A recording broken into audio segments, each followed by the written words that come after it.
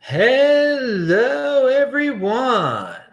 This is Adam Meister, the Bitcoin Meister, the Disrupt Meister.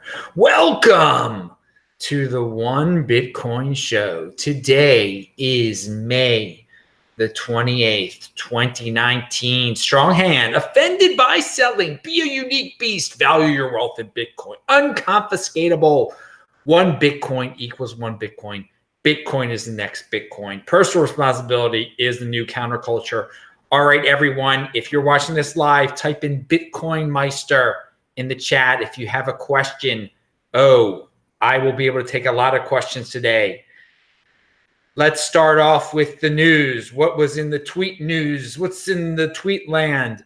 This is by Beauty On. Who is we? Bitcoin culture isn't American culture. Everyone wants it to reflect their peculiar ideas. Democracy lovers want it democratic. Statists want it bureaucratic. Socialists want it socialist. It is none of these things and never will be. Bitcoin is a neutral meritocracy. Pound that like button, I say. It is. Bitcoin is a neutral meritocracy. And all this arguing over the political ideas of Bitcoin, I say compete and don't complain. That might be a new saying of mine. This is where the big boys play. So again, yeah, if anyone's welcome here, you can like democracy, you can like communism, you can like anything. You can be a statist, but don't think you define what it is, because nothing defines what Bitcoin is. There's no dictator to say, well, this is the way it's going to be. That's not how it works in this space. Bitcoin is a neutral meritocracy. It doesn't favor white guys over black guys or Asian guys over white guys or anything like that. You do your best here. There's no facts over feelings are here. Facts over feelings. So compete and don't complain. A lot of people complaining on Twitter, you're wasting your time. Compete. Good luck. This is where the big boys play. So yesterday, I announced that I'm going to be back in Australia from October the 17th. Well, in Sydney from October 17th to October 24th, and then Adelaide from October 24th until November 26th. And in honor of my trip, which is many months away still, so much will happen between now and October. But someone asked yesterday about back in 2016, there was an auction by the government of Australia. They had acquired some Bitcoin because they made some arrests of some people who had done supposedly some bad things with the Bitcoin, and they got the people to give over their private keys. Ouch. So they auctioned off the Bitcoin that they had when Bitcoin was only worth about $600. Had the Australian authorities had a strong hand, they would have been able to hold on to their Bitcoin and maybe bailed out their entire government. I don't know. It would have been quite, but that's besides the point.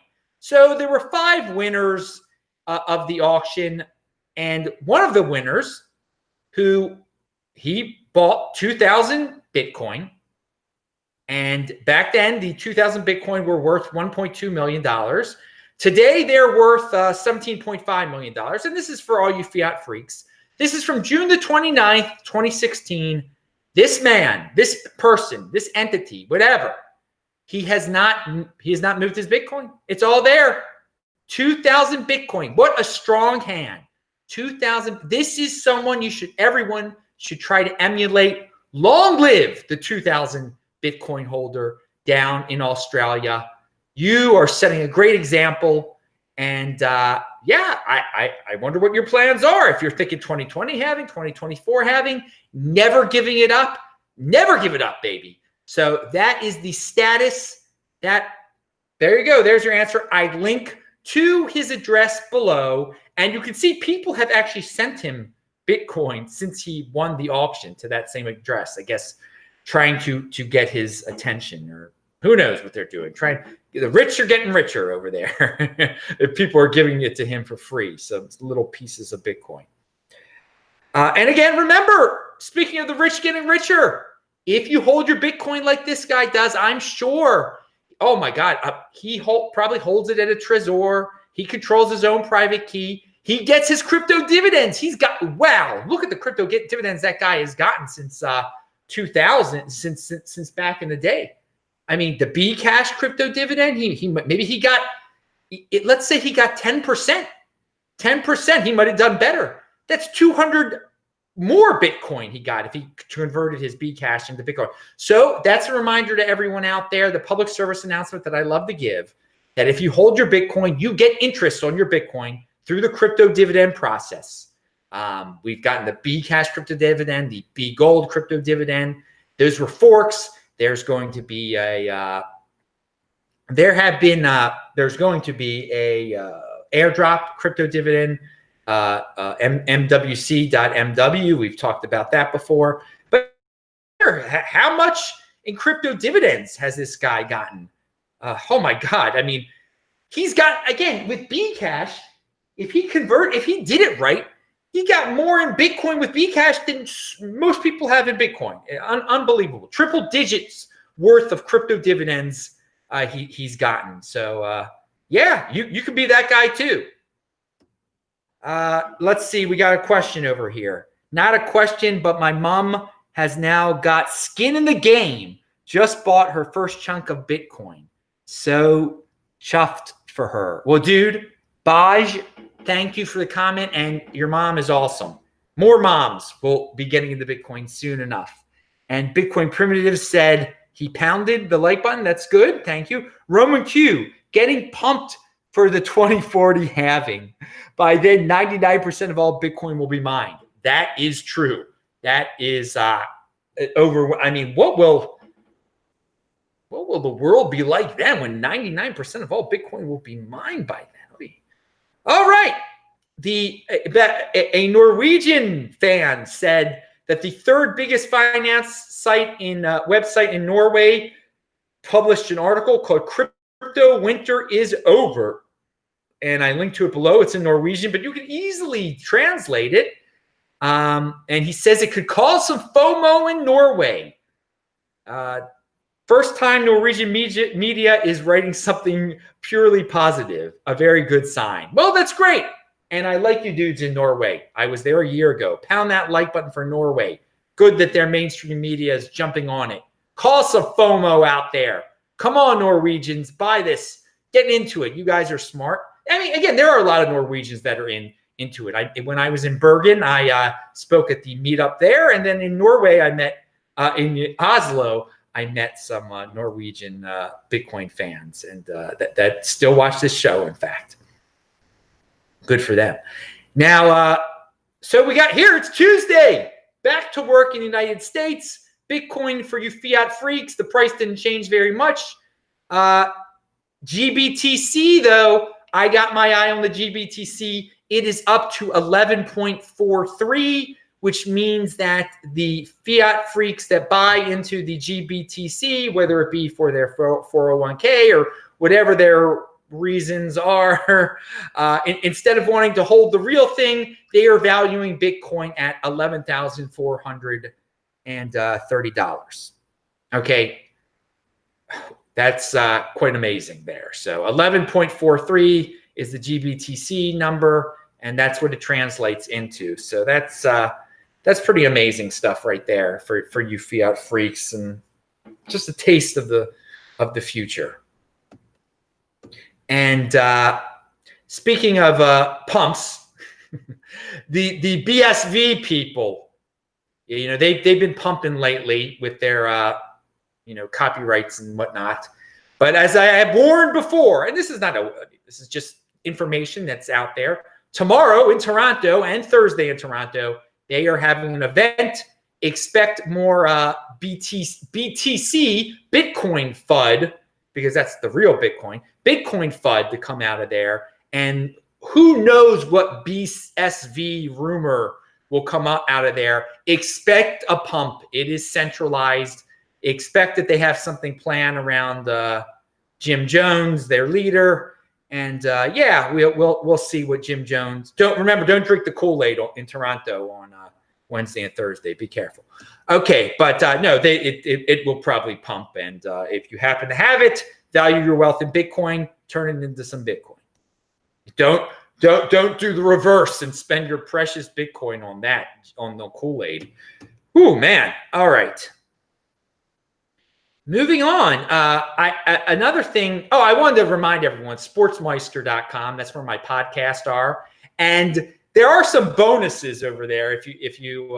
I do bring back some old shows and reconfigure them and combine some old shows from 2015. And it's interesting to listen to some of my classics that have been reinvigorated over at sportsmeister.com. Remember, follow me on Twitter at TechBalt, TECHBALT, pound that like button, and disruptmeister.com. You can watch all over 1,300 cryptocurrency-related shows that I have been a part of during my career here in the Bitcoin space. Ooh, so much has changed since 2013.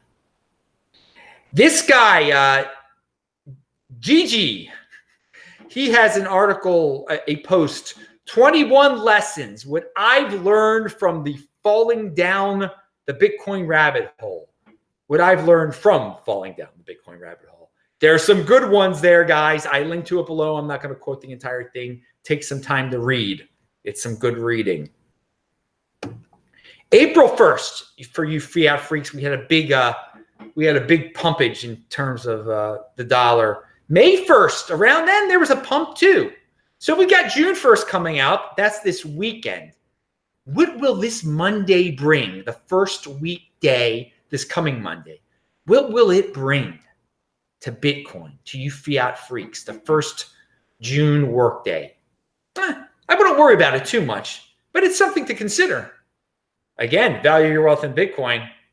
You're just here for the ride, baby, looking in terms of the fiat price. So speaking of people who don't value their wealth in Bitcoin versus people who do value their wealth in Bitcoin, the traders versus the holders here.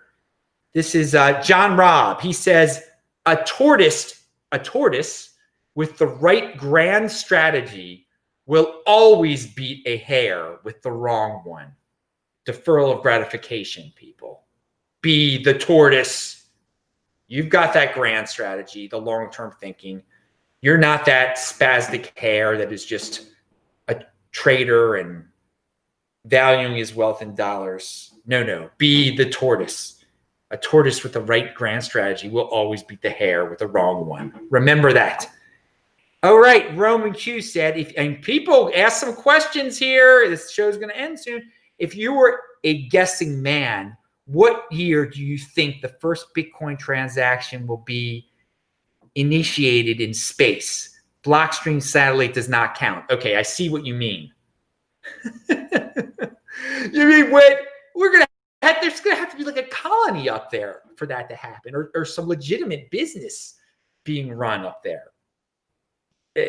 Asteroid mining or the moon mining. But again, it could be just some gimmick of an astronaut that's a big fan of Bitcoin, or a Chinese astronaut. What do they call them? A takonaut? That would be great if a rebel Chinese. Well, no, he would be. If a Chinese astronaut just decided he was going to send some Bitcoin up there somehow, and but the Chinese government probably would end his life afterwards. So it maybe an American astronaut will get the. So okay, non-gimmick wise, it could be like 2021 or 2022, like a U.S. astronaut saying, "I love Bitcoin so much, I want to send it," and NASA saying, "Okay, you can do it." But for a legitimate transaction, business-wise, I mean, there's not going to be businesses up there until. I mean, I would love it if it was in 2040, but it probably won't be until 2050. And again, this is not a knock on Bitcoin. This is a knock on the, or me being very conservative about the progress of space exploration and space business on the part of the people down here on Earth. Hey, man, I hope Elon Musk takes it to the next level, seriously. And it really gets ramped up, and maybe it'll be as early as 2030, but 2040 is my prediction. But some NASA astronaut, he'll probably do some gimmick in 2022 or something. All right, good question. And of course, I please maybe again the first trillionaire on earth maybe will be a Bitcoin person, and hopefully he will invest in the space race and space colonization, space exploration, space business. Come on, be that. Come on, Winklevies, be the first trillionaires and do that. Yeah. All right, last one of the day here. Well, first of all, remember Bitcoin halving, biggest supply shock in the history of financial markets, coming up in 2020. Now, with that in mind, if you don't know that the biggest supply shock in the history of financial markets is coming up in 2020, and you're just this pure trader, you've traded stocks before, and now you're going to trade Bitcoin, and you don't know what the halving is at all. And so there are guys like that who have huge followings, and so here's a comment that Jordan Lindsay had in a thread that was talking about one of these dudes. I don't even know which one they were talking about. You can say this about most again, no, he has no idea about Bitcoin market cycles, the coming halving of miner rewards and scarcity. I won't even go beyond that, as it is enough. So yeah, these traditional traders do not understand Bitcoin. They do not understand Bitcoin. They do not know about the markets. I mean, even though it's all out there, the last 4 years, the 210,000 block theory, the upcoming halving, and the scarcity aspect, that there hasn't been an asset like this before.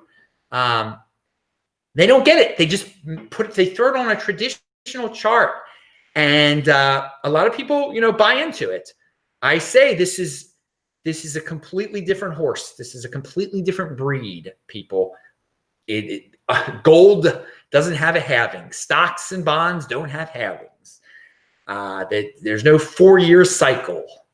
So, hey, there's going to be a lot of so-called smart traders that are going to make Bitcoin predictions with all of that they're not so smart if they don't know about these basic fundamentals. And that's why you cannot be a trader. That's why you can't look into these charts. Now, if someone somehow factors in the halving all this, okay, then that's a little different. But don't be a trader. Be a holder. Know the halving. Know the supply shock coming up in 2020. All right, that's it. No one else has any questions. Bitcoin Meister, your shirt. What are your thoughts on LTC? Yes. Well, first of all, I wear this shirt because Crypto Graffiti gave it to me, and I think it's a really good-looking shirt. I love it. But Bitcoin is my thing, dude. And, Litecoin obviously is a top tier altcoin. Litecoin will survive. I would never, ever spend fiat on it. And if you have Litecoin, I would just trade it in for Bitcoin as soon as possible. And that's about it. All right. I'm Adam Meister, the Bitcoin Meister, the Disrupt Meister. But I like Charlie Lee. I think he's a nice guy, a smart guy. Oh yeah, you know what I wanted to, when I was running today, I was thinking about that. It's funny. I want to talk about you Litecoin freaks, or maybe these aren't Litecoin freaks. These are just people who are holding Litecoin. There's so many blamers of Charlie Lee. They're like, he sold at the top. He sold at the top and it ruined Litecoin. And he knew he had inside info. Oh, it's all his fault. Well, first of all, it's your fault for owning Litecoin. It's your fault for owning a cryptocurrency that has a founder who can sell it. Do you see the problem here? You bought into a cryptocurrency that has a centralized leader. So he was going to do something one day, and that's the big difference between Bitcoin and all the rest. There is no centralized leader that can do something like that can freak out a whole market and cause people to complain for a whole year about the centralized leader, because there is none. So that is another aspect of personal responsibility in the whole Litecoin cycle. I wanted to put that out there. But yeah, don't go around blaming Charlie Lee. Blame yourself for buying a cryptocurrency where there's a centralized leader. All right. And finally, Roman Q said, Bitcoin mined in the final years may be below the future dust limit.